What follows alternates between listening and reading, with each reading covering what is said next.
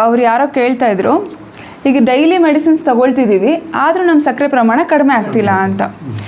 ಏನಕ್ಕಪ್ಪ ಅಂತಂದರೆ ಡೈಲಿ ನೀವು ಮಾಡೋವಂಥ ಒಂದು ಮಿಸ್ಟೇಕು.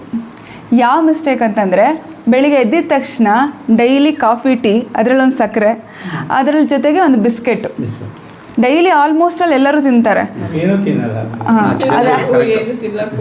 ಆ್ಯಕ್ಚುಲಿ ಅದನ್ನು ತಿನ್ನೋದ್ರಿಂದಾನೇ ಅದು ಕೂಡ ಒಂದು ಏನಾಗುತ್ತೆ ಗೊತ್ತಾ, ನೀವು ಬಿಸ್ಕೆಟು ಮತ್ತು ಈ ಸಕ್ಕರೆ ಎಲ್ಲ ಹಾಕಿ ಕಾಫಿ ಟೀ ಎಲ್ಲ ತೊಗೊಳ್ತೀರಲ್ವ, ಸಡನ್ನಾಗಿ ಶುಗರ್ ರೈಸ್ ಆಗುತ್ತೆ.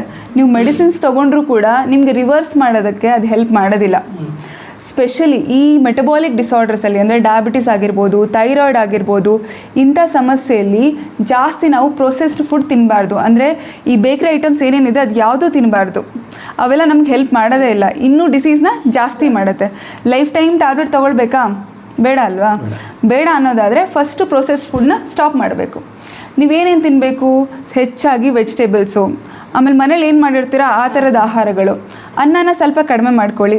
ರಾಗಿ, ಈ ಕಾಂಪ್ಲೆಕ್ಸ್ ಕಾರ್ಬೋಹೈಡ್ರೇಟ್ ಅಂತ ಹೇಳ್ತೀವಲ್ಲ, ಸಿರಿಧಾನ್ಯಗಳು, ರಾಗಿ, ಅನ್ನದ ಬದಲಾಗಿ ಅದನ್ನು ತಗೊಳ್ಳಿ.